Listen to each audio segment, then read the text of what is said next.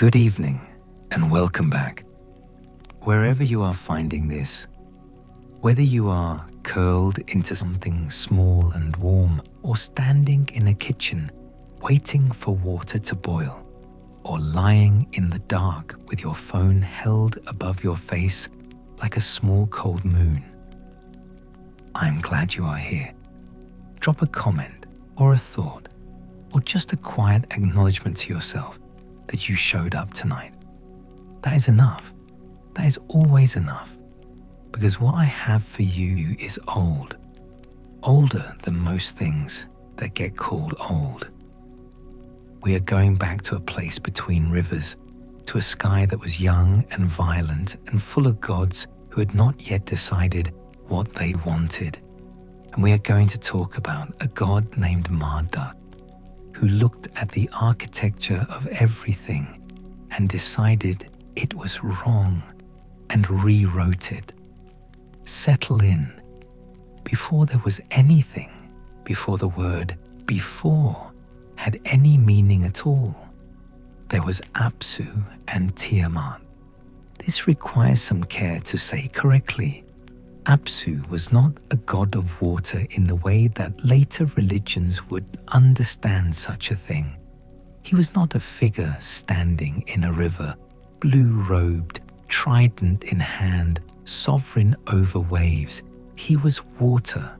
He was the freshwater deep, the underground sweet ocean that ancient Mesopotamian cosmology believed lay beneath all solid land, that fed the wells and made the fields possible. He was the foundational liquid upon which everything else floated. And Tiamat was salt. She was the primordial sea, the bitter immensity, the dark water that had no shores because there were not yet any shores to have. She was the chaos before shape, the sound before language, the pressure before form. They mingled. That word does not carry enough weight for what the Babylonian texts are trying to say, but it is the word we have. Their waters mixed, fresh and salt, underground and above, silent, deep and roaring surface. And from that commingling, the first gods were born, not created, not shaped, generated. The way foam is generated when two different currents meet. The firstborn were Lamu and Lakamu, whose names appear in texts and disappear again like figures glimpsed at the edge of firelight. Little is remembered of them, or little was chosen to be remembered, which is not always the same thing. They were early. They preceded specificity. They were more like the idea of divine beings than the beings themselves, Proto-Gods, the universe trying out the concept of personhood before committing to it. What matters about Lachmu and Lakamu is less what they did and more what they produced. They gave rise to Ansha and Kisha, the horizon of the sky and the horizon of the earth, the great circular boundary where above and below defined themselves against each other, the limits, the frame, and Ansha and Kisha produced Anu. Now Anu matters. Anu is the sky itself, the high vault, the god of gods in the oldest stratum of Mesopotamian religion, a figure so ancient and so supreme that by the time the stories we are discussing were written down, he had already been half retired, already been surpassed and superseded, already become the kind of authority that exists to be acknowledged rather than obeyed. The Sky Father, the source of divine kingship, the one whose word was law, not because he enforced it, but because law itself was a function of his nature. Anu produced Nudimud, who is Ea, who is Enki, the god of wisdom and craft and deep water. And here, the genealogy becomes something more than a list.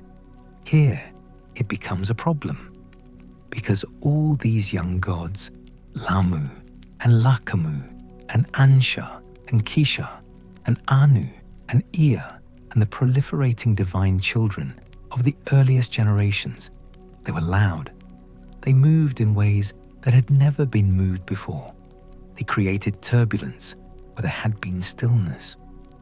They played and collided and generated the friction that would eventually become weather, become seasons, become the very texture of a world that would someday contain things like harvests and floods and human beings lying awake, wondering about their place in it. Apsu could not sleep. This detail, this small, almost domestic detail, is the hinge on which the entire mythology turns. The father of gods, the sweet underground ocean, the fundament of the world, could not sleep because his children were too loud. And the older Tiamat, when Apsu came to her with this complaint, told him to be patient. She said, "They are young, they are restless." She said, "This is what children are." But Apsu was tired. He went to Mumu, his vizier, his advisor, the embodiment of the creative principle that makes intention into action. And together, they devised a plan to destroy the young gods and restore the quiet, to unmake what had been made, to reclaim the silence that predates all things. Tiamat, when she heard of it, was furious, not because she loved the young gods sentimentally. The texts do not suggest that, or at least, they do not confirm it, but because the plan was an offense against the nature of things. What is born cannot simply be unborn. What is given form cannot simply be returned to formlessness without consequence, without the kind of catastrophe that leaves marks. She argued against it. Apsu and Mumu proceeded anyway. What happened next is one of those moments where the story becomes purely mythic, where cause and effect take on a logic that is not quite the logic of the physical world, but is somehow more true. Ea, the wisest of the young gods, the god of craft and deep water, perceived the plan before it could be carried out. He understood it the way water understands the shape of a vessel, completely and from the inside. He cast a spell. The texts call it a formula, a configuration of words so precisely arranged that it functioned like a mechanism. And he put Apsu to sleep. Then he killed him, some say. And here the tradition fractures into multiple voices, which is itself a sign of how old and how worked over this material is. Some say that Ea took Apsu's body and built his own temple upon it, that the sacred house of Ea was literally constructed from the corpse of the primordial deep. Others say the transformation was less architectural and more elemental, that Apsu became the groundwater, became the name for the ritual waters beneath a temple's floor, became sacred precisely because he was dead and his death had made something possible. Both things may be true. In myth, both things may be true is often the most accurate summary. Mumu was captured, bound, led away, and Ea settled into his new house, his temple on the abyss, and there, in that space between what had been and what was becoming, his wife Damkina bore him a son. The name of the son was Marduk. There are descriptions of Marduk's birth in the Enuma Elish. That is the name of the great Babylonian creation epic, those words meaning when on high, the first words of the text, and the descriptions are extravagant in a way that feels, even in translation, like the text leaning forward in its excitement. His body was magnificent, his eyes were four, his ears were four. From his lips, when he opened them, fire came out. He was, the texts say this plainly, exalted above all the gods from the beginning. He looked at his son and saw something that had no precedent. He gave the boy gifts. He gave him the four winds. And Marduk, because he was a child, and because he had the four winds to play with, began to play. He made dust storms. He churned the inner sea. He stirred the water in ways that had not been stirred before. And Tiamat, who had already lost her husband and her vizier and her quiet, Tiamat felt the waves, and this time she did not counsel patience. This time Tiamat prepared for war. What she created in preparation for that war is worth sitting with for a moment, because it is one of the most striking passages in ancient Near Eastern literature, which is itself a remarkable thing to say about a text that most people in the modern world have never heard of. Tiamat, the primordial sea, the chaos mother, the salt-bitter deep, gave birth to monsters. She generated creatures specifically for combat: the viper, the dragon, the great serpent, the monster serpent, the raging hound, the scorpion man, the mighty storm, the fish man, the bison man. 11 of them. She armed them with weapons. She breathed ferocity into them. And she chose a champion. His name was Kingu. And the choosing of him is one of those mythological decisions that has an emotional texture to it, a quality that is almost novelistic. Kingu was not the most powerful entity available. He was not the most ancient. He was, some say, Tiamat's new consort, elevated from nothing to divine generalship by an act of will, by Tiamat's decision that she needed someone at her side and that this particular someone would serve. She gave him the Tablet of Destinies. This is important. The Tablet of Destinies, in Babylonian cosmology, was not a metaphor. It was a physical object, clay, presumably, or something that functioned like clay in the economy of the divine. And whoever held it held the authority of the cosmos. Whoever wore it against their chest could speak and have the universe listen. Tiamat put it on Kingu and called him the highest of the gods. The young gods heard about what was coming and were afraid. This is not a detail that gets emphasized enough in popular retellings. The gods were afraid. Anu himself, Anu, the Sky Father, the ancient sovereign, the source of divine law, went to see Tiamat and came back having seen something that froze him where he stood. He could not speak of it. He turned around. He went back to the assembly and he sat down and said nothing, and the other gods understood from his silence what awaited them. Ea was afraid. They sent emissaries, and the emissaries came back having achieved nothing. They sat in the great assembly, and they were, in the language of the text, sitting in silence, pressing their lips together.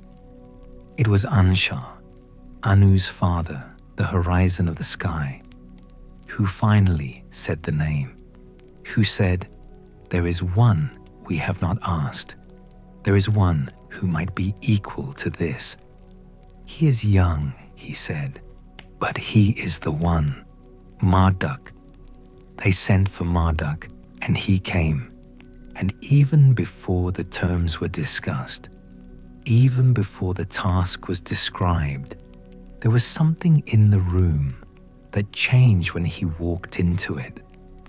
The texts give him epithets at this moment that accumulate like layers of armor: the firstborn, the mighty one, the wisest, the light of his father.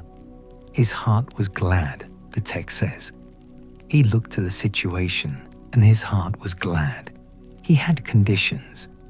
If he was to face Tiamat, if he was to take on the Chaos Mother, the primordial salt-bitter deep, and all her monsters and Kingu, with the tablet of Destinies on his chest, then the gods of the assembly would have to grant him something first.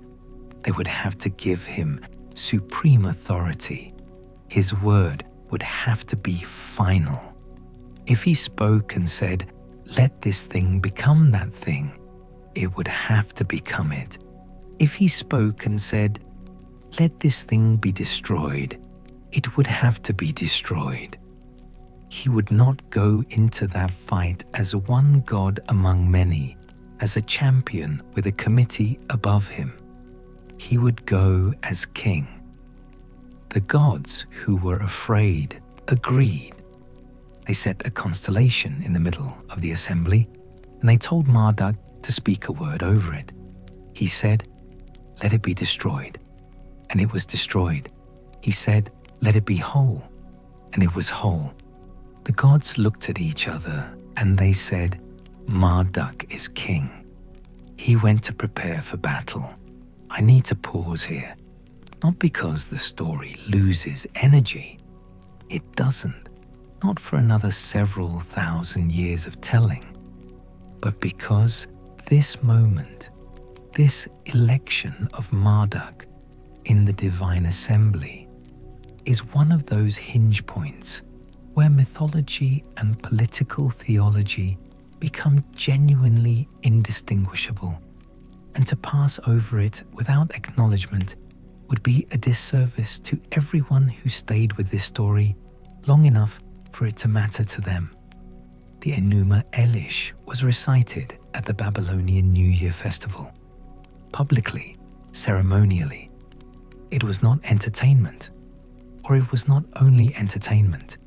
It was a ritual performance of cosmic order, a reenactment of the election of the King of Gods, which was understood to authorize and reflect the kingship of Babylon's human king. Marduk's supremacy over the gods was Babylon's supremacy over other cities. The story was, among many other things, propaganda, but propaganda of the kind that is built from something real, that answers actual questions people have about why things are the way they are, and that answer has endured longer than most kingdoms. Anyway, Marduk armed himself with things that felt, even in ancient ears, like the equipment of someone who had thought carefully about what he was walking into. He took his net, which had been given to him by his father Anu, a net cast by the four winds to hold a thing too large for ordinary binding. He took the evil wind, the whirlwind, the hurricane, the fourfold wind, the sevenfold wind, the cyclone, the wind incomparable. He raised the flood storm. He made lightning his weapon. He filled his body with a blazing flame. He carried his father Anu's great spear. He made a bow and set an arrow to the string. He took his weapon, the mace. The texts linger on the mace the way you linger on something whose significance you want the listener to understand is not incidental. He set lightning before him. His body was filled with flame. He drove his storm chariot, drawn by 4 horses, each of them something terrible. killer, relentless, trampler, swift. He drove this into the chaos. Tiamat and Marduk looked at each other. Some say that Kingu at this moment wavered, that the sight of Marduk, blazing and vast, was enough to break something in the generals and monsters that Tiamat had raised. The texts suggest confusion among her troops, a fracturing of resolve that Tiamat herself did not share. Tiamat was not afraid. Tiamat was original and old, and she had made those monsters herself. She knew what was in them. She was not afraid. She opened her mouth to swallow him. He drove the evil wind into her open mouth, into the gaping dark of the primordial chaos, so that she could not close it. He drove it in and held it there, and she swelled, enormous, grotesque, the great chaos mother inflating with the winds she could not expel. And then Marduk drove his spear into her and split her in half. He stood over her body. What he did next is what makes Marduk. What makes this story not just a monster-killing story, not just a young hero defeating the ancient terror, not just the dynastic succession of divine kings. What Marduk did next is rewrite everything. He looked at the body of Tiamat, the body of the primordial chaos, the salt sea, the first mother, the thing that had been before almost everything. And he thought about what could be done with it. He split her skull with his mace. He severed her arteries, and the wind carried away her blood. He split her in half, like a dried fish. From one half, he made the sky. From the other half, he made the earth. He put a roof on the universe. He made the ceiling that the stars would be set into. He organized the great lights, the sun, the moon, and gave them their stations and their duties. He measured the year. He set the calendar. He organized time itself, which until that moment had not existed in any structured sense, had just been the endless present of eternity. He organized the water that had come from Tiamat's eyes into the Tigris and Euphrates. He organized her tail into the Milky Way. Her mountains became the mountains of the world. The spittle from her mouth. The ancient texts are not shy about bodies, became clouds and rain. From the chaos, order. From the body, the world. But Marduk was not done. He captured Kingu. He took the tablet of Destinies from Kingu's chest and hung it around his own neck.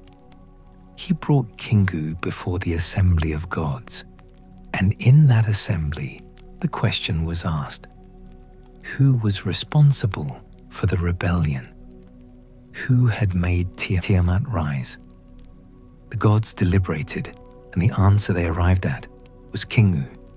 Kingu, who had been given the tablet, who had been elevated and armed and commanded. Kingu bore the guilt. They killed him.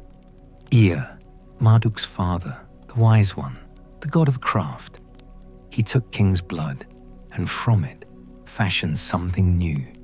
He shaped it and breathed into it, and from the blood of the rebel god, from the material of guilt and warfare and failed insurrection, he made human beings.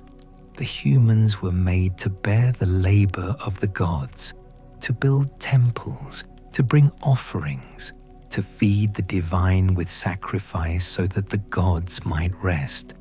That was the function, the stated purpose, the theological position.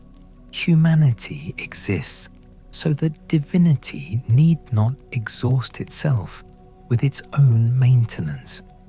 This is not a flattering origin story. The gods, grateful to Marduk for their salvation, built him a great house. They built Babylon, and the Babylonian texts do not hide the relationship between this mythological fact and the political one. They built Esagila, the temple of Marduk, and it was the greatest structure in the universe because, of course, it was, because Marduk was king and kings have great houses, and because the people of Babylon were the ones writing this down. They named him 50 names. Each name was an attribute, a function, a domain of sovereignty. The names covered the breadth of sky and earth, of writing and magic, of justice and craftsmanship, of the deep and the high. He was, after all this, everything. Before any of that happened, though, before the war and the victory and the creation of the world from a monster's body, there was a period that the text gestured toward without fully rendering, a kind of prehistory of the divine world, a time when the gods were young and the shape of power had not yet been decided. This is worth dwelling on, because the struggle between Tiamat and the younger gods was not simply chaos versus order, old versus new, dark versus light. It was a conflict whose seeds were planted in the very nature of abundance and generation. The fact that life, once started, cannot be tidily contained, that children grow louder than parents expect, that the things created often exceed the intentions of their creators. Apsu had not been a tyrant. He had been a foundational principle confronted with its own consequences.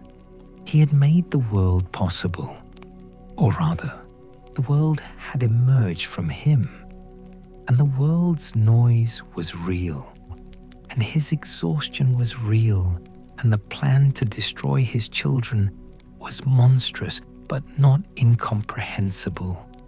This is the first great theme that runs through Babylonian mythology, like a thread of copper through dark cloth. The uncanny gap between creation and control, between giving rise to something and being able to direct it. Apsu created the gods and could not sleep because of them. Tiamat created monsters to defend herself, and they faltered before Marduk's blazing approach. The gods created humans to do their labor, and the humans became their own problem in their own time. There were gods in the Mesopotamian pantheon who preceded Marduk's supremacy, and their stories have a texture that is different from the triumphant arc of the Enuma Elish. They are older, more ambivalent, shaped by the political world of Sumer and Akkad before the rise of Babylon. Enlil, for instance, the god of wind and storm, the lord of air, the god who actually held supreme authority before Marduk's elevation rewrote the hierarchy. His stories have a quality of real power exercised without the organizing principle that Marduk represents. Enlil could be capricious. Enlil sent the flood, not to defeat chaos, but because humanity had gotten too loud, too numerous, too cacophonous, and he was the lord of air, and he needed quiet. And this is an echo so loud it could shatter things.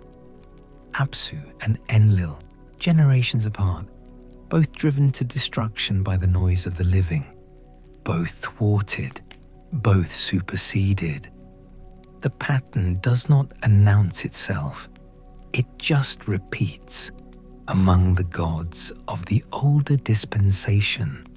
Before Marduk's 50 names organized the cosmos into its final configuration, there moved figures whose influence persisted even after the official theology had rearranged the seating chart.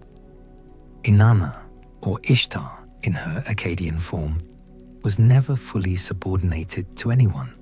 Marduk included. She was the planet Venus, the morning and evening star, the goddess of love and war and grain and weaving, and her relationship to cosmic order was always more like a negotiation than a hierarchy. She had descended to the underworld and come back. She had sent the bull of heaven against Gilgamesh. She had loved men and gods and animals and watched them come apart. And she had not stopped loving, and she had not stopped destroying, and she would not be tidied into a subordinate position, however many times the official lists tried. Some say her power predates the conflict with Tiamat entirely. Some say she existed in a space the Enuma Elish simply does not map. The Annal does not know what to do with her. The Annal, honestly, is not sure it needs to. Let me collect the thread. What we are talking about, underneath all the specific names and the divine genealogies and the cosmological geography, what we are really talking about is the following.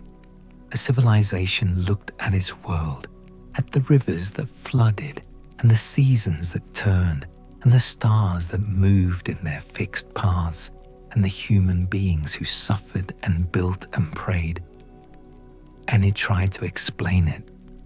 Not just explain it in the way a scientific hypothesis explains something, but explain it in the way that matters to people actually living inside it.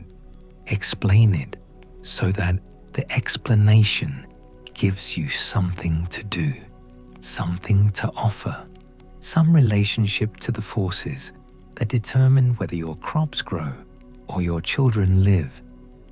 The Enuma Elish is not a failed science. It is a successful theology. It answers different questions with different tools. And at the center of those answers is Marduk. There was a king of Babylon whose name was Hammurabi, and he ruled sometime around the 18th century before the Common Era. The dates are approximate, as dates from this distance always are, and he is remembered now mostly for a law code, a stele of black diorite inscribed with hundreds of provisions governing everything from wages to injury compensation to the proper behavior of innkeepers. At the top of the stele, carved in relief, is an image, Hammurabi standing before a seated god, receiving the rod and ring of divine authority, the symbols of measurement and justice. The god is usually identified as Shamash, the sun god, but the theology of the stele, the framing of the entire legal project, is suffused with Marduk's authority. Hammurabi calls himself the favorite of Marduk. He calls himself the one who makes the people of Marduk dwell in plenty.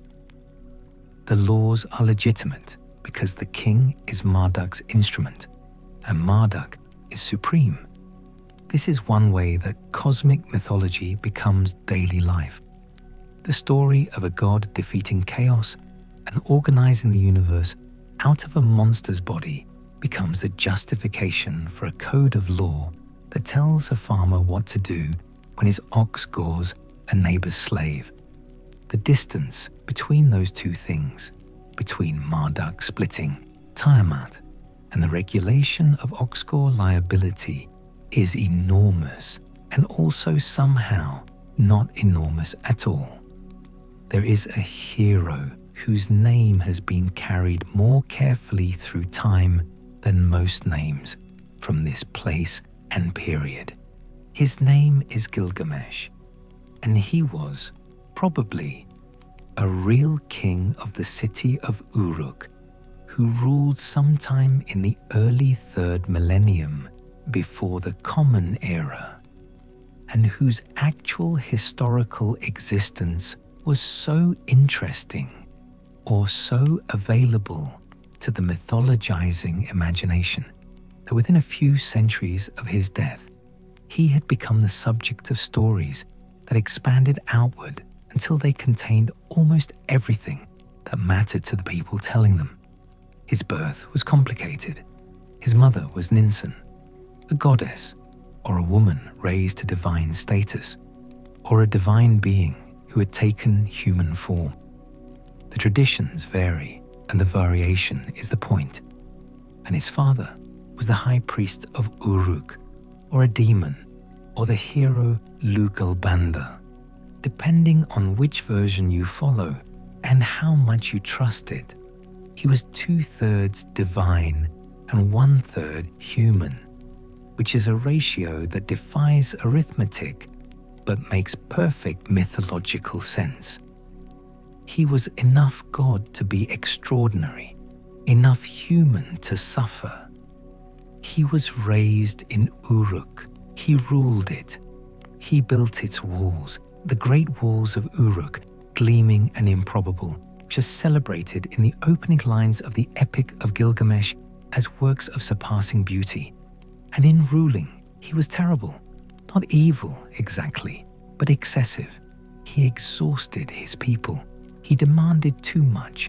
He took sons before their fathers and daughters before their bridegrooms, which the ancient texts describe as a kind of expropriation that the city could not sustain.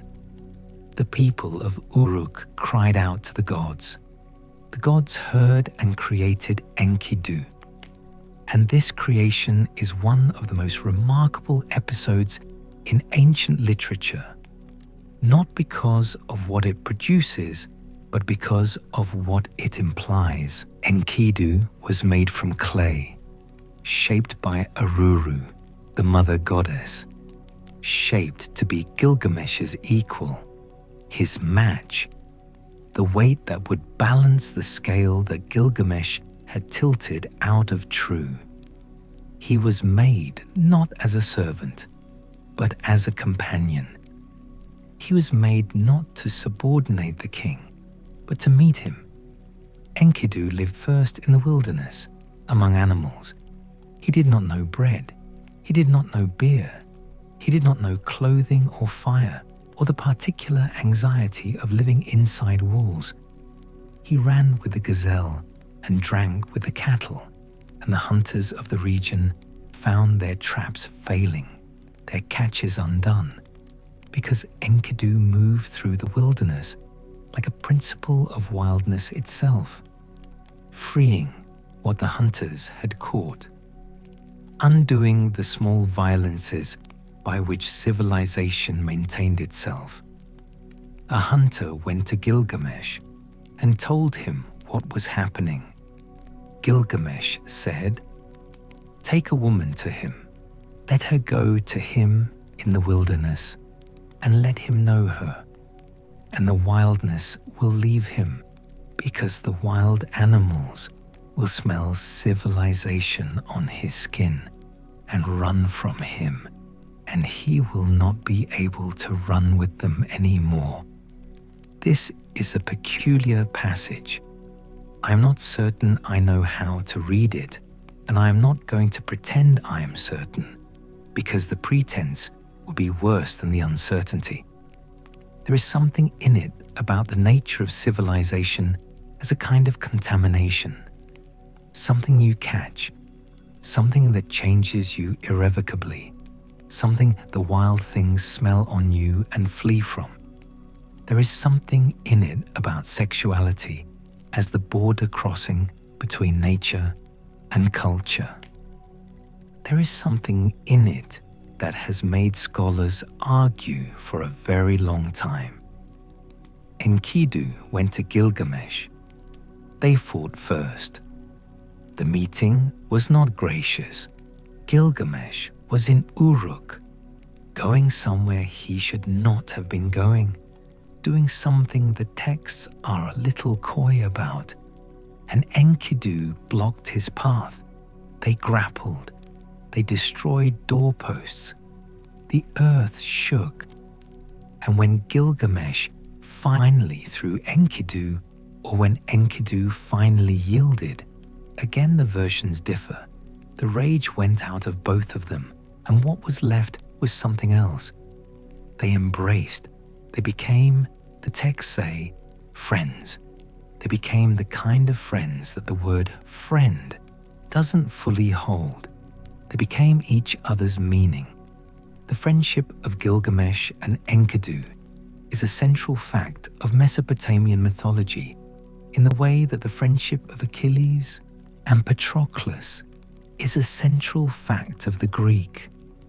It has a similar quality, the same terrible tenderness, the same way that love between warriors can carry the weight of everything that is valuable about being alive, and it has a similar ending. But first, the cedar forest, the monsters and the fame. Gilgamesh was seized at some point after the friendship deepened with a desire for immortality. Not exactly immortality. The texts are careful here, but something like it. A name that would last, a deed that would persist. He wanted to go to the cedar forest, which was the dwelling of the monster Humbaba, the guardian set there by Enlil, and he wanted to kill Humbaba and cut the great cedars and carry the timber back to Uruk and build something that would still be standing when Gilgamesh was dust. Enkidu was afraid. He had been in the wilderness. He knew what Humbaba was. He tried to talk Gilgamesh out of it. The elders of Uruk tried to talk him out of it. His mother Ninsun prayed to the sun god Shamash on his behalf. The prayer so specific and so maternal that it has survived 4,000 years and still sounds like a mother's prayer. She asked Shamash to protect her son, to watch over him, to make the stars align in his favor. They went. The journey to the cedar forest is long in the texts, and I am going to give it less space than it deserves, which is a decision I am making consciously and somewhat guiltily, because the journey has a quality of two people moving through the world together, of the way that traveling with someone you love changes both the travel and the love, that I cannot quite render in summary. What I can tell you is that they arrived, and that Humbaba was there, and that the encounter did not go simply. Humbaba had 7 auras. He was appointed by Enlil. He was old in a way that predated most of what existed. He was not evil in the Enuma Elish sense, not chaos, not mother monster. He was something more like a guardian principle, a legitimate protector whose legitimacy Gilgamesh and Enkidu were violating, and the texts do not entirely let this pass unremarked. When Gilgamesh had Humbaba subdued and was about to kill him, Humbaba spoke. He asked for mercy. He offered, depending on the version, to serve Gilgamesh, to give him the cedars, to become his ally. And some versions suggest that Gilgamesh hesitated. Some suggest that Enkidu was the one who pushed them forward, who said, "Do it. Do not listen. Kill him now." And Gilgamesh did. They cut the great cedar. They killed Humbaba. They cut the tallest tree and sent it floating down the Euphrates. And from it, a door would be made. The great door of a great temple. A door whose material carried inside it the memory of that forest and that guardian and that choice. Enlil, when he heard, was furious. But that is not what would unmake them. That is not what would break the friendship that had seemed, for a time, like something that could hold the world in place, what would unmake them was Ishtar. Ishtar, Inanna in her Sumerian form, desired Gilgamesh. She offered herself to him in terms that were, by any ancient standard, enormously generous. She offered him power and wealth and fertility and the subjugation of kings. She offered him a chariot of lapis lazuli and gold and cedar. She offered him the homage of rivers and mountains. Gilgamesh said no, and in saying no, he was cruel. He catalogued her former lovers: Tammuz, the shepherd god who died every year; the eagle, broken and left in the depths; the lion, the horse, Ishalanu the gardener.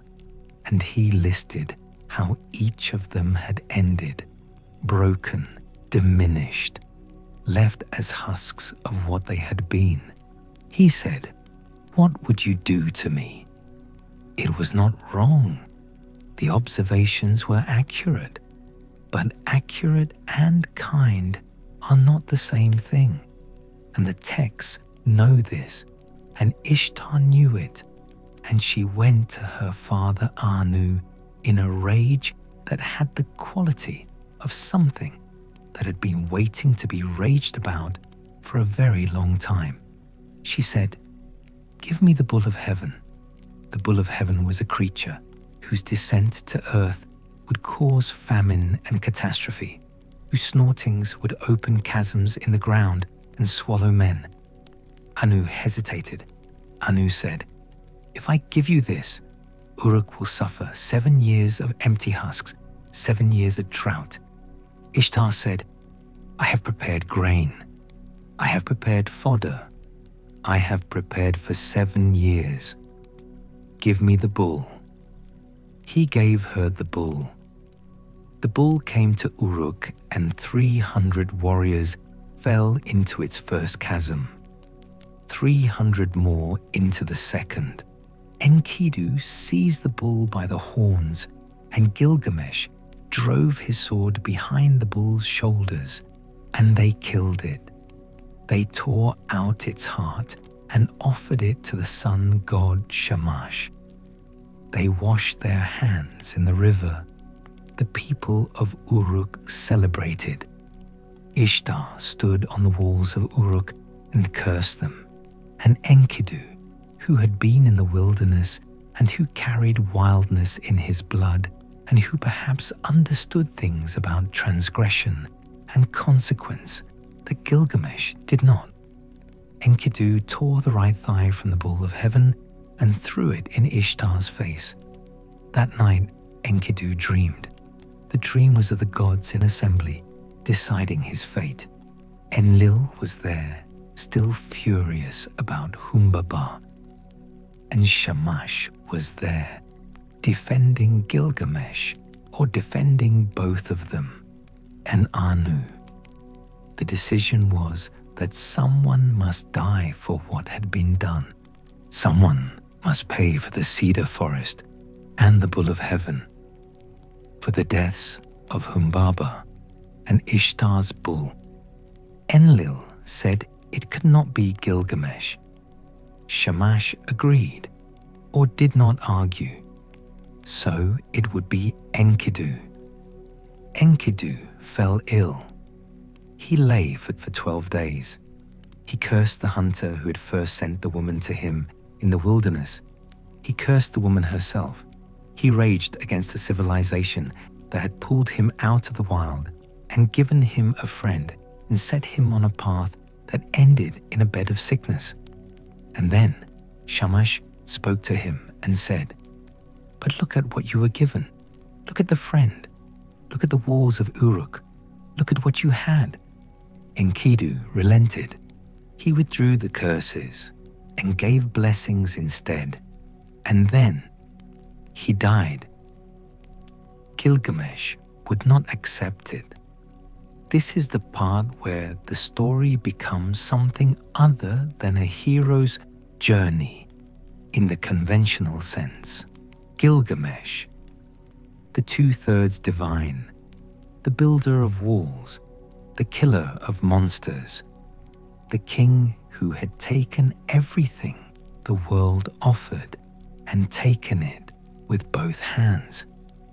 Gilgamesh lay down next to his friend's body, and he would not move. He would not accept the death. He kept vigil for 7 days and 7 nights, and on the 7th day, a maggot fell from Enkidu's nostril, and Gilgamesh rose, and he left Uruk, and he went out into the wilderness, and he wept. He went looking for Utnapishtim. Utnapishtim was a man, the only man who had been granted immortality by the gods, saved from the great flood that Enlil had sent to destroy humanity, preserved along with his wife and the animals in a great boat, and granted eternal life as reward for his service to the divine plan. He lived at the mouth of the rivers, at the edge of the world, in a place that was not quite the world of the living and not quite the world of the dead. Gilgamesh went to find him because he needed to know, how do you not die? How do you keep from dying? How do you hold on to everything you have? The journey was long and terrible. He crossed mountains where the sun rises. He passed through 12 leagues of darkness where there was no light of any kind, neither ahead nor behind, and he ran through it. He met scorpion people at the gate of the mountain, and they let him pass because they recognized in him something that exceeded ordinary humanity. He came to a sea and he built a boat and he crossed it. He found Utnapishtim, and Utnapishtim told him, the gods decided when they created humanity that death would go with humanity. Life they kept for themselves. Your face will not find what you are looking for. He told him the story of the flood. He told him, this is one of the most extraordinary moments in the epic, a moment where the ancient text seems almost to be watching itself, knowing what it is doing. He told Gilgamesh to try to avoid sleep for 6 days and 7 nights, to show that he could resist the little death as a proof of his worthiness for the big exemption. Gilgamesh sat down and immediately slept. He slept for 6 days and 7 nights, while Utnapishtim's wife baked a loaf of bread for each day, and the bread got older and harder and moldier, and when Gilgamesh woke, the loaves were the proof of how long he had slept, because Gilgamesh would not have believed it otherwise, because people do not easily accept the evidence of their own limitations. Utnapishtim, taking pity, told him about a plant at the bottom of the sea, a plant with thorns that would cut your hands, a plant called something like old man becomes young again. Gilgamesh went down with stones tied to his feet, and he found it, and he cut his hands getting it, and he carried it up, and he said, I will bring it to Uruk. I will test it on the old men. I will see if it works. On the way back, he stopped to bathe in a pool of cool water. A snake smelled the fragrance of the plant and rose from the water and took it and went back down and sloughed its skin as it went. And that is why snakes shed their skin. That is why snakes appear to renew themselves, because they took the plant of renewal from the first king who sought it. Gilgamesh sat down and wept. He wept the tears of a man who has understood something he had been trying very hard not to understand. Then he went home to Uruk. At the beginning of the epic, there is a description of Uruk's walls. At the end of the epic, there is a description of Uruk's walls. The same description. The great walls gleaming, the city's foundation of lapis lazuli, the 7.5 leagues of the city, and the fields and the palm gardens and the orchards. Look at this, the text says, in beginning and in ending. This is what was built. This is the thing that lasts.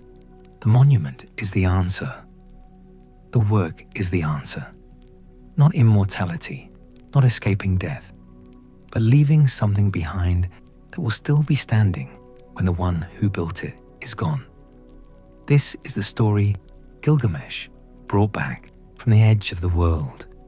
It was not what he went looking for. It was better. There is a figure in the mythology of the ancient Near East who does not get the attention she deserves. And I am aware that this is in part because the traditions we are working from are themselves uneven in their attention. Her name is Ereshkigal, and she is the queen of the underworld, the ruler of the land of no return, the great below. She is Inanna, Ishtar's older sister, in the traditions that give her a family, and the relationship between them is one of the stranger and more compelling pairs in ancient religion. Ereshkigal did not choose the underworld. This is important. She was taken there, seized by a great serpent in some versions, given there as part of the original distribution of divine authority in others. But in none of the versions did she make a willing sovereign's choice. She was placed in the underworld and made its queen, and the underworld became her, the way any place becomes the person who has lived in it too long, the way grief becomes the person who has worn it for years without putting it down. She is always described as surrounded by silence. Her house is a house of dust, a house of darkness, where those who enter do not come back. She wears feathers. The texts say she wears feathers, which is a detail I keep coming back to without being able to say exactly why. There's something in it about a creature that should be able to fly, grounded permanently below the earth, wearing the reminder of flight as adornment and as loss. Inanna descended. She descended to the underworld. The texts say she descended to the underworld from the great above to the great below, and she dressed for it, which is one of the strangest and most discussed details in Sumerian literature.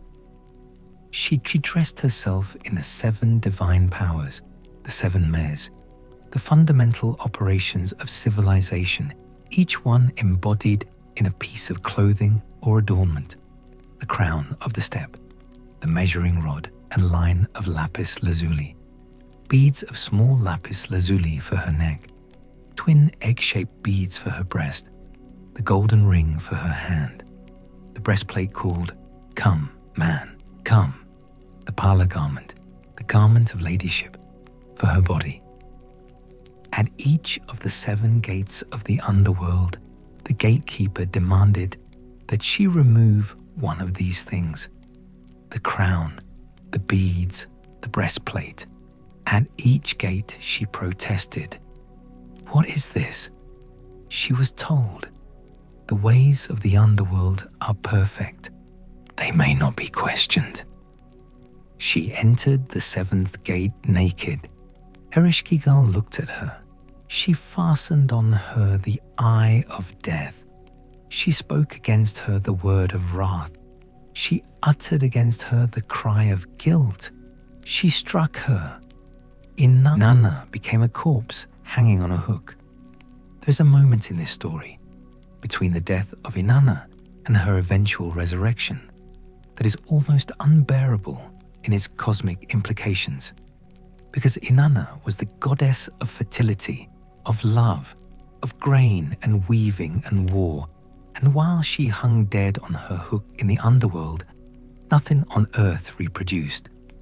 The bull did not mount the cow, the man did not lie with the woman, the fields did not flower.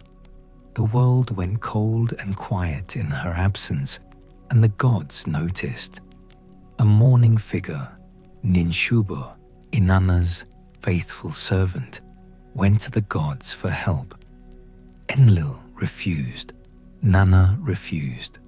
Enki, the wise one, Ea, the crafty one, made 2 figures from the dirt under his fingernail and sent them to the underworld with the bread of life and the water of life to sprinkle on Inanna's corpse and revive her. They brought her back, but the underworld does not release anyone for free. The laws of the great below are exacting in the way that only laws that have never been broken can be exacting. Inanna had to provide a substitute. She had to give the underworld someone else in her place. She went looking. She looked at the gods who had mourned her, who had worn sackcloth and ash while she was dead, and she spared them. She came to Uruk, to the garden where her husband Dumuzi sat dressed in splendor, not mourning, apparently unbothered. She looked at him. She fastened on him the eye of death. She gave them Dumuzi, and Dumuzi would descend to the underworld for half the year, and his sister Geshtinana would take his place for the other half. And this became the rhythm of the seasons, summer and winter, growth and withering, the above and the below taking turns. Not because any god planned it that way, but because the negotiation of life and death and love and loss arrived at this arrangement through a sequence of losses and choices that no one fully controlled. This is what mythology does with the seasons. It does not explain them. It makes them meaningful. The Great Flood in Mesopotamian tradition predates Gilgamesh's encounter with Utnapishtim by untold generations of telling and carries inside it a theological weight that is sometimes obscured by the similarities to the flood narratives that later traditions made more famous. Enlil sent the flood. This is the Mesopotamian version. Enlil, the lord of wind and storm, the god who had held the highest authority before Marduk's elevation. Enlil decided that humanity had become too numerous, too loud. And there is that pattern again, the noise of the living disturbing the quiet of the divine, the same complaint that Apsu had made at the very beginning, and he decided to destroy them. There was a man named Utnapishtim, or in the older Sumerian version, Ziusudra, or in the even older Atrahasis epic, Atrahasis, meaning exceedingly wise. The name changes, the man does not. He was wise, and he was beloved of Ea, and Ea, who could not directly oppose Enlil's decree, came to the wall of Utnapishtim's house and spoke to the wall. He said, "Wall, hear me." He said the words that mattered, and Utnapishtim, on the other side of the wall, heard them and built the boat and filled it. And when the rains came and the waters rose, he survived. There are details in the Atrahasis version that the later Gilgamesh epic compresses. Details about the sounds of the flood, the gods crying out, the mother goddess weeping for the children she had helped to make, the sound of humanity being destroyed filling the sky in a way that the very gods who had ordered the destruction could not entirely bear to hear. There is something in those details, a divine regret, a consequential sorrow, that does not reduce to simple myth-making, something that sounds like experience, like the record of an actual flood, actual catastrophe, actual loss, worked and reworked and mythologized until the memory became story, but the grief inside it stayed real. The flood receded, the boat grounded on a mountain. Birds were sent out, a dove, a swallow, a raven, and the raven did not come back, which meant it had found dry land. Utnapishtim made sacrifice, and the smell of the sacrifice rose to the gods, and the gods gathered like flies over the offering, which is a simile from the text itself. The gods like flies over the burning, and it is one of those details that feels almost too honest, almost too unguarded, a moment where the myth lets you see something about its own theology that a more cautious tradition might have edited out. The flood was an act of divine authority that overreached what divine authority ought to do. Enlil knew it. The mother goddess knew it. Even the architecture of what followed, the exception granted to Utnapishtim, the eternal life given at the world's edge, has the quality of compensation, of guilt acknowledged in the form of grace. Marduk, as king of the gods, inherited this complicated legacy. He inherited Enlil's authority, and Ea's wisdom, and Anu's ancient sovereignty, and Tiamat's physical substance, and Kingu's blood. He inherited a universe that had been made from a body, that had been organized from chaos, that had been populated by humans made from rebels' blood to serve the needs of the divine. He inherited a system of cosmic justice in which the tablet of Destinies, which he now wore, which he had taken from King's chest, determined the fates of everything. What he did with this inheritance was, in the language of the tradition, unprecedented. He organized, he systematized, he made explicit what had been implicit, made law what had been custom, made permanent what had been contingent.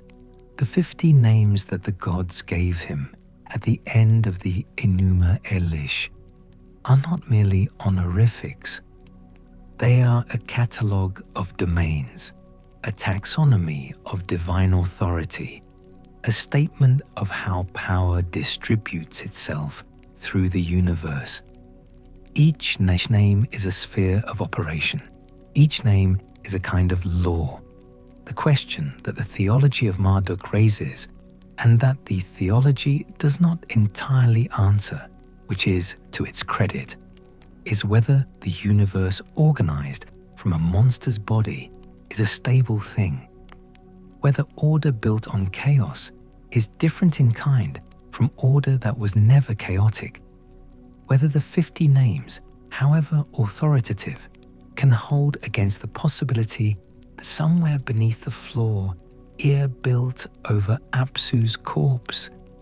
Beneath the heavens Marduk made from Tiamat's upper half, there is still something that has not been fully organized, fully named, fully incorporated into the system. There is a text called the Babylonian Theodicy, a dialogue between a sufferer and his friend, a kind of Mesopotamian job, written sometime around the 10th century before the Common Era. And in it, the sufferer asks why the gods permit the wicked to prosper and the righteous to suffer. The friend offers the standard theological reassurances, and they do not work. They do not work because they cannot work, because the question is not rhetorical. the question is real, and the text knows it is real, and it does not resolve it, and it ends in a kind of unresolved appeal to divine mercy that is almost unbearable in its honesty. The universe organized by Marduk is magnificent, and it is flawed. Order won, and order is imperfect. The chaos is gone, or suppressed, or reorganized, and its reorganization is the world. And the world is a place where crops fail and children die, and the wicked prosper, and the flood comes, and the tablets get lost, and the cities fall. This is what the myths know that the theology sometimes tries to paper over. Victory is not the same as resolution. The killing of Tiamat did not eliminate the problem Tiamat represented. It transformed it, put it to work, built the world from it. Now, let me say something about the god Nabu, because Nabu does not get sufficient attention, and yet he is, in some ways, the most interesting heir of the Marduk tradition. Nabu was Marduk's son. He was the god of scribes, of writing, of the tablets on which destinies were written. And there is a deliberate echo here between the tablet of destinies that Marduk took from Kingu and the tablets that Nabu wrote and kept and managed. The son of the god who reorganized the cosmos through force became the god who maintained the cosmos through writing, through record, through the perpetual act of inscription. Nabu's cult was centered at Borsippa, at the temple called Ezida, and the relationship between Esagila, Marduk's temple in Babylon, and Ezida, Nabu's temple in Borsippa, was one of the more interesting theological pairs in Mesopotamian religion. Father and son, creation and administration, the great gesture and the daily work.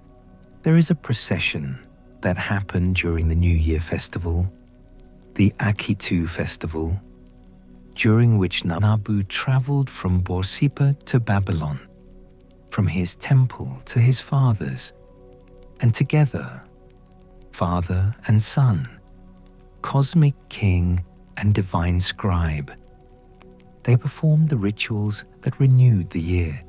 They renewed the world in the theology of the festival by doing together what Marduk had done alone, organizing the fates, writing the destinies, setting the year in motion. The world needed to be renewed annually because the world could not sustain itself. This is not pessimism.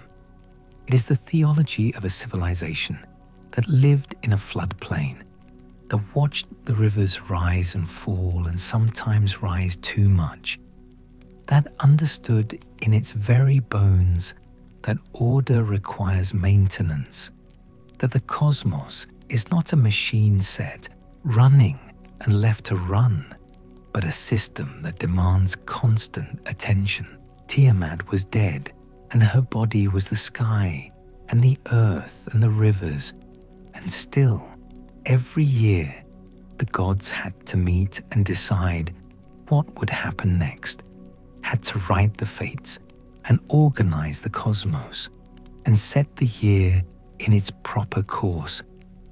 This is perhaps the deepest thing Babylonian mythology has to say about the nature of creation. It is not a single event, but an ongoing activity. The world is not made once and then left. It is made again every year. Every harvest and every flood and every birth and every death is a repetition of the original creative act, a renewal of the bargain struck when Marduk split Tiamat and said, "This is what things will be. The bargain can fail. The flood can come again. The tablets can be taken. The fates can be rewritten by something stronger than the current order." The mythology holds all of this, holds the triumph and the fragility simultaneously. without collapsing into either pure optimism or pure despair. Among the later inheritors of this tradition, and the inheritance is long and strange, passing through Persian conquest and Greek encounter and the world of the Seleucids, and eventually, in partial and transformed ways, into the mythological imagination of peoples who had never heard of Marduk or Tiamat or the Enuma Elish. There is a persistent tendency to forget the body, to forget that the world is made of a monster's body, to abstract the theology until it forgets its own origins. But the body is still there, in the salt of the sea, which is Tiamat's salt, in the rivers that are organized from her eyes, in the fact that every time you stand on solid ground, you are standing on the reorganized corpse of primordial chaos, on the body of the thing that was defeated so that there could be a world at all. There is something vertiginous about that, if you let yourself feel it. The civilization that produced the Enuma Elish, that built Esagila and Ezida and the great ziggurat of Babylon, that recited the 50 names of Marduk in the ritual darkness of the new year. That civilization is gone in most of the obvious senses. The city of Babylon exists now as archaeological layers, as tumbled mud brick, as material for excavation and study, and the kind of careful reconstruction that is never quite the same as the thing itself. The last cuneiform tablet was written sometime around the 1st century of the Common Era. And after that, the tradition of inscription that had carried these stories from generation to generation went silent. But the stories did not go silent in the same way that the tablets went silent. They migrated, they transformed.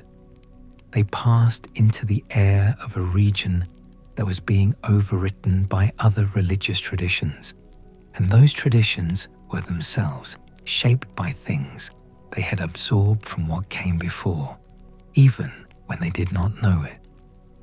The figure of the divine combat, the god who fights the chaos monster and builds the world from the monster's body, appears in some form in almost every ancient Near Eastern religious tradition.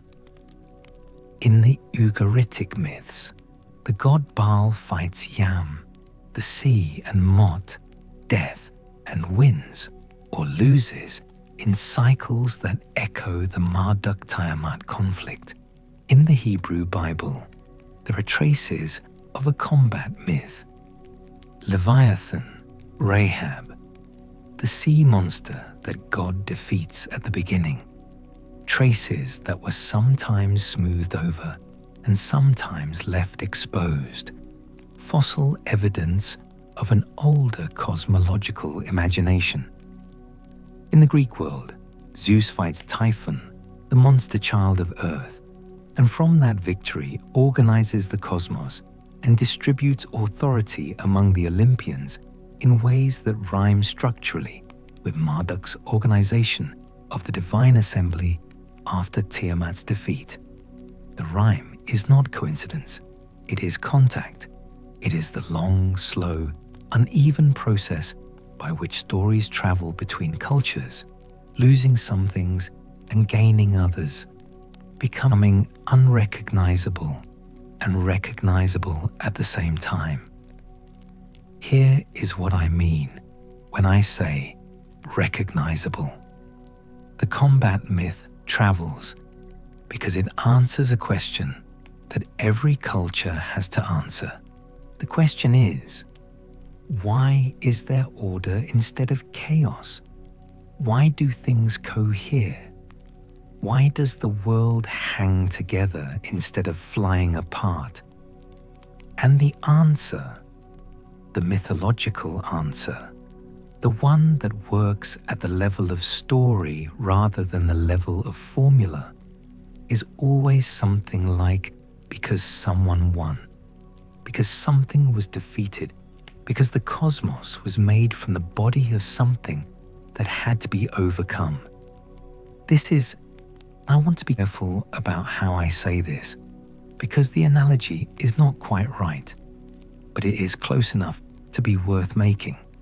This is structurally similar to what modern physics says about entropy, about the improbability of order in a universe that tends toward disorder, about the fact that the organized systems we inhabit are islands in an ocean of increasing chaos, maintained by energy that will eventually run out. The mythology knows this.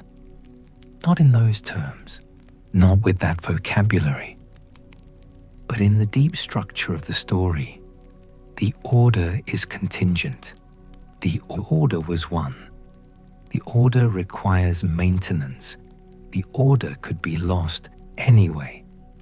The city of Babylon was sacked by the Assyrians under Sennacherib in 689 BCE, an act that shocked the ancient world precisely because Babylon was sacred. Marduk's city, the city that cosmic mythology had placed at the center of the world. The destruction of Babylon was not just a military defeat. It was a theological crisis of the first order. How could the city of Marduk be destroyed? How could the supreme god allow his own house to fall? The theological response to this crisis is one of the more fascinating exercises in ancient religious thought. The answer, developed by Assyrian priests and scholars who were themselves engaged in a complicated relationship with Babylonian theology.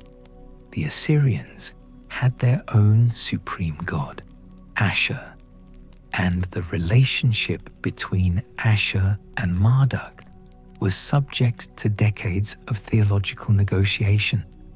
Was that Marduk had permitted the destruction of Babylon because Babylon had sinned.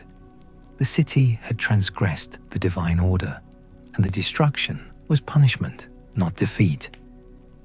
Marduk was still supreme. He had simply allowed, had perhaps even caused, the catastrophe as a consequence of human failure. This answer, the disaster is our fault, not the god's failure, is an answer that will appear again and again in the history of religious response to catastrophe. It is not an intellectually comfortable answer. It is an existentially sustainable one.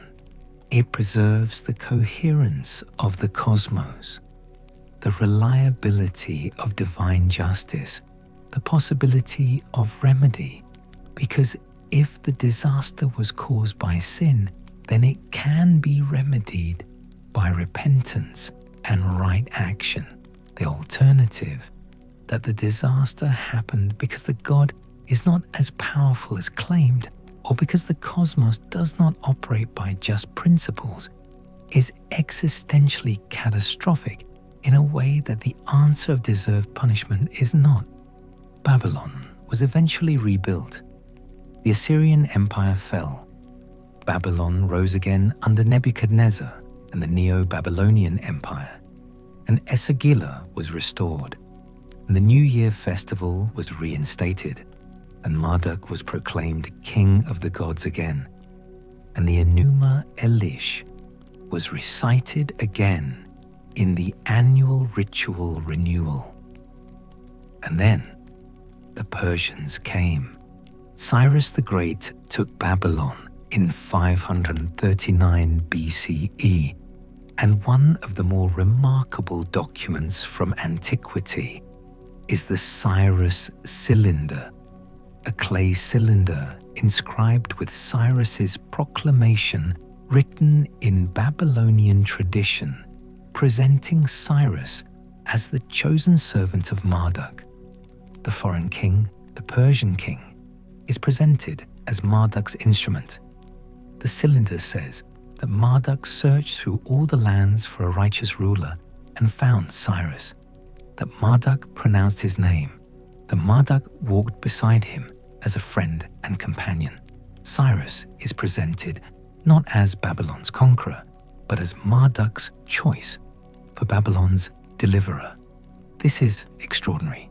This is the theology of Marduk, absorbing a foreign king, making the conquest sacred, transforming the defeat of Babylonian political power into a manifestation of Babylonian divine will. Cyrus may or may not have found this flattering. He certainly found it useful. He presented himself to subject peoples in terms that made sense to them, that used their own theological frameworks to legitimate his rule. He allowed the deportees from Jerusalem to return home. He restored sanctuaries. He performed the Babylonian rituals expected of the king of Babylon. The Marduk theology was, in this sense, capable of extraordinary flexibility. It could accommodate a Persian king. It could reorganize itself around new political realities while maintaining its theological coherence. This is either an intellectual achievement of the highest order or a sign of the theology's fundamental pragmatism. Probably both. The Greeks came next, with Alexander, and the encounter between Hellenistic culture and Babylonian religious tradition produced something that scholars are still trying to fully understand. A kind of synthesis, a dialogue, a mutual absorption in which the astral theology of Babylon, the meticulous tracking of celestial movements, the conviction that the stars encoded the fates that Nabu had written, passed into the Greek world and became astrology, became one of the channels through which Babylonian cosmological thinking entered the Western intellectual tradition. The names changed, the framework persisted. Marduk was identified with Zeus by some ancient writers, with Jupiter by others. The identification is imprecise. Marduk is not Zeus. The theologies are different in ways that matter, but the identification reflects a real recognition.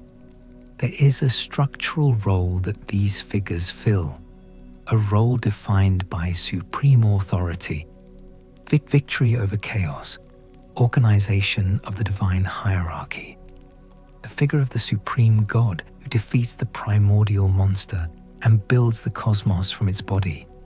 This figure recurs because the structural question it answers recurs, because every culture that thinks seriously about existence eventually has to deal with the problem of order and chaos, and why there is anything rather than nothing. There is a late Babylonian text sometimes called the Theology of Marduk that lists the major gods of the Babylonian pantheon and identifies each of them with a part or aspect of Marduk. Enlil is Marduk of lordship. Nergal is Marduk of battle. Adad is Marduk of reign. Nabu, Marduk's own son, is Marduk of accounting. Every god is Marduk. The entire divine world collapses in this text into the single figure of the supreme God, who contains and encompasses all divine functions, all divine powers, all the multiplicity of divine names and attributes. This is a theological move of considerable sophistication. It is also, and I am not sure the ancient priests who wrote it would have used this language, but the concept is available. Monotheism by inclusion, not the rejection of other gods, but their absorption. Not the claim that other gods do not exist, but the claim that they are all finally one god. The move did not produce monotheism in Babylon. The tradition remained polytheistic in practice, in the daily texture of religious life, in the offerings and prayers and festivals that structured Babylonian piety. But the move is there, in the texts, available for anyone who wanted to follow it further. The trajectory toward oneness was available, even if Babylon did not choose to follow it all the way to its logical end. The civilization that produced Marduk is gone in the obvious senses and alive in senses that are harder to specify. It is alive in the structure of the stories that superseded it, in the flood narrative that appears in so many traditions, in the combat myth that underlies so many theologies, in the conviction that the cosmos has a structure and that the structure was established by an act of violence and victory that preceded everything else. It is alive in astrology, which is Babylonian astral theology in the costume of a later age. It is alive in the very concept of a 7-day week, which traces back to the Babylonian system of planetary observation that assigned days to the 7 visible celestial bodies. It is alive in the way that the city of Babylon appears in the book of Revelation, not as a historical city, but as a symbol, as the emblem of everything that is opposed to divine order, the great harlot, the city that corrupts, which is a way of taking the theological weight of Babylon seriously enough to turn it into an archetype of everything that the new theology wants to oppose. You only use something as a symbol of the ultimate opponent if you take it seriously, if it frightens you, if it has enough weight to carry that symbolic load. Marduk frightened people. His tradition frightened people. A god who rewrote the laws of creation, who made the cosmos from a body, who held the tablet of Destinies and could write whatever he wanted on it. This is not a comfortable theology. It is a theology that locates power absolutely and makes it creative, makes it generative, makes it the source of everything, including the laws that govern everything. The law is Marduk's because Marduk wrote it on the body of chaos. The cosmos is Marduk's because he made it from a monster he killed. There is no appeal beyond him. There is no law he did not make. This should be terrifying. In some ways, it is. But there is also, in the Babylonian tradition, a persistent counterweight to the terror, a counterweight that takes the form of the very complexity of the tradition itself.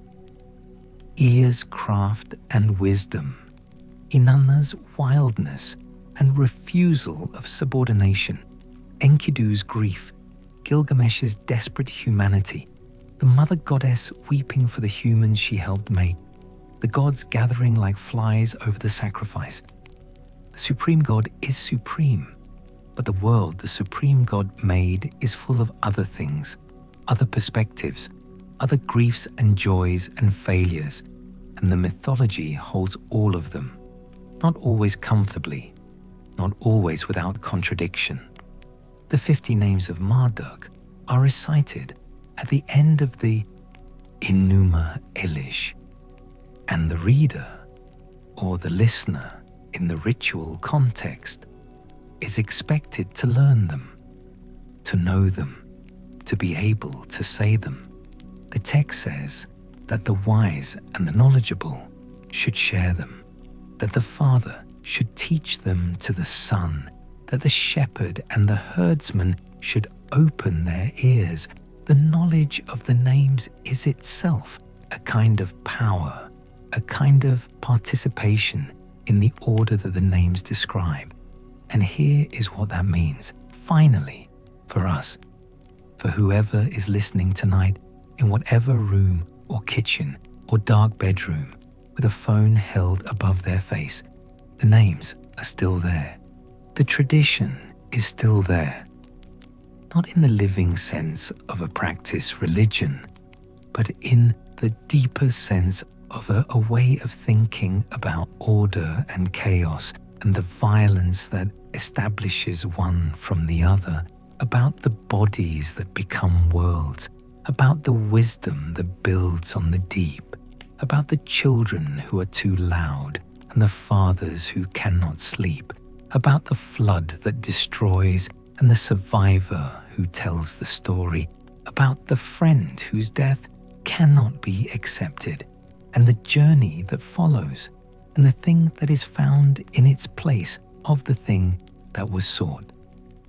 Every civilization that thinks seriously about existence eventually circles back to these questions.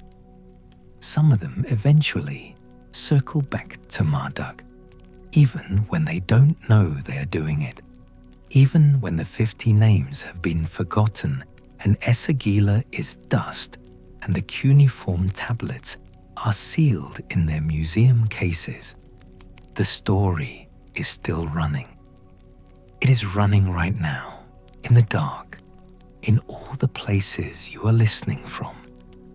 The pattern that the Babylonian tradition found, the pattern of chaos defeated and cosmos constructed, and order maintained, and order disrupted, and order restored.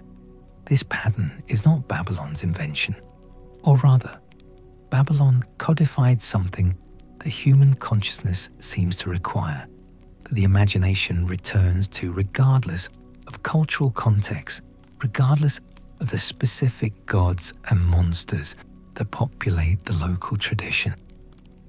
The pattern is something like, there was nothing, and then there was something, and the something was violent and generative, and the violence is still present inside the thing that was generated, still visible if you look at the right angle, still audible if the night is quiet enough. The world is Tiamat's body, the rivers are her eyes, the salt of the sea is her salt. The mountains that rise above the floodplain of Mesopotamia were, in the theological imagination of the people who lived in that plain, her mountains, organized from her substance, part of the reorganization that Marduk performed when he split her in half and said, "This is what things will be." The thing about the word reorganization is that it implies the material was already there. Marduk did not create from nothing. The Babylonian tradition does not have or does not emphasize a creation from nothing, an ex nihilo. It has a creation from chaos, from the body of chaos, which is different, which means that the chaos is still in the material, still in the salt of the sea and the rising of the rivers and the violence of the storm. Marduk won, but what he won from is still present in reorganized form in the world that his winning made. This is, if you will let me say it plainly, the most honest thing that ancient mythology ever said about the nature of existence. The order is real. The chaos is still in it. Both things are true, and neither cancels the other. There is a word in Babylonian. The word is Namru, meaning brightness or brilliance, and it is one of the words used to describe Marduk, his brightness, his shining, the way his approach made the chaos monsters falter made even the Chaos Mother's troops lose their resolve. The way his arrival changed the quality of the air. This brightness is not metaphorical in the tradition, or not only metaphorical. It is a real attribute, a real power, the manifestation of the divine in a form that can be perceived and that changes what is around it. The sun is Marduk in some tellings, or the sun is Shamash, and Marduk is something more, something that includes the sun without being reducible to it. The light that makes things visible, that makes the organization of the world legible, that lets you see where the rivers are and where the mountains are and where you are standing. This is part of the order that Marduk established. The universe is not just organized, it is illuminated. The organization can be seen. This seems obvious until you think about what it implies about chaos. That chaos is, among other things, darkness, the undifferentiated, the place where you cannot see the edges of things or know where one thing ends and another begins. Tiamat was not only the salt sea, she was the darkness in which forms had not yet separated. Marduk's brightness is not just an aesthetic attribute, it is cosmological. He is the principle by which things become distinct, become nameable, become themselves, rather than the undifferentiated everything that preceded the first separation. And what is writing? The technology of Nabu, the sun, the divine scribe who maintained what Marduk created. What is writing but the technology that makes distinction permanent, that fixes the shapes of things in materials that outlast the moment? The tablet of Destinies that Marduk took from Kingu's chest is a kind of writing. The 50 names given to Marduk are written down and must be learned and must be transmitted. The Enuma Elish itself is writing. Clay tablets inscribed in cuneiform, a technology of distinction and permanence, a brightness fixed in material form. The civilization that invented writing was the civilization of Marduk. This is not coincidence.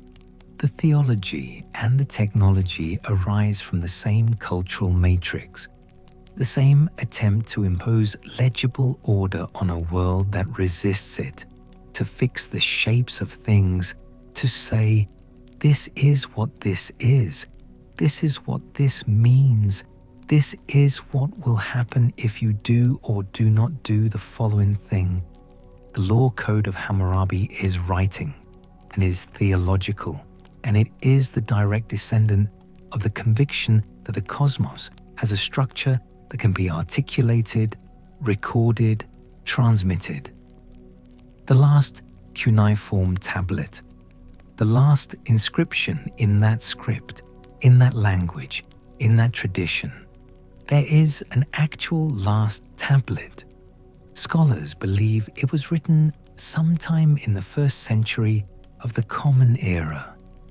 An astronomical text, a record of celestial movements, in the tradition of the Babylonian astronomical science that was so precise and so careful that it provided the foundation for Greek and then Islamic and then European astronomy. The tradition ended not with a cataclysm, but with an absence. Nobody to read it, nobody to write it. Scribal schools gone, the temples in ruin or converted to other uses. But the astronomy persisted, the zodiac persisted, the 7-day week persisted, the flood story persisted, the combat myth persisted, the idea that the cosmos has a structure and that the structure can be articulated and recorded and transmitted. This persisted in forms that would not have been recognizable to the priests of Esagila, but that are still, at the deepest structural level, continuous with what they were doing. There is a Marduk-shaped hole in the Western theological tradition, a place where the absolute, creative, order-imposing divine sovereign who made the cosmos from chaos should be visible, but has been covered over by other stories, other theologies, other ways of answering the same questions. Sometimes the covering is thin enough that you can see through it. Sometimes, late at night, in a kitchen waiting for water to boil, or lying in the dark with a phone above your face, or curled into something warm and small. Sometimes the covering gets thin and you can feel it. The old question, the one the Babylonians asked in the river plain between Tigris and Euphrates. What is holding all of this together? And the answer, if the covering is thin enough, is something that won. Something that was bright to make the monsters falter. Something that looked at the body of chaos and said, this is what things will be. The story is still running. The names are still there. Somewhere in the deep grammar of every story you have ever found meaning in, there is a version of Marduk, the one who came when asked, the one who set his conditions, the one whose word could unmake and remake, who went into the dark and came back with the world in his hands. Good night. Go carefully. The rivers are still her eyes.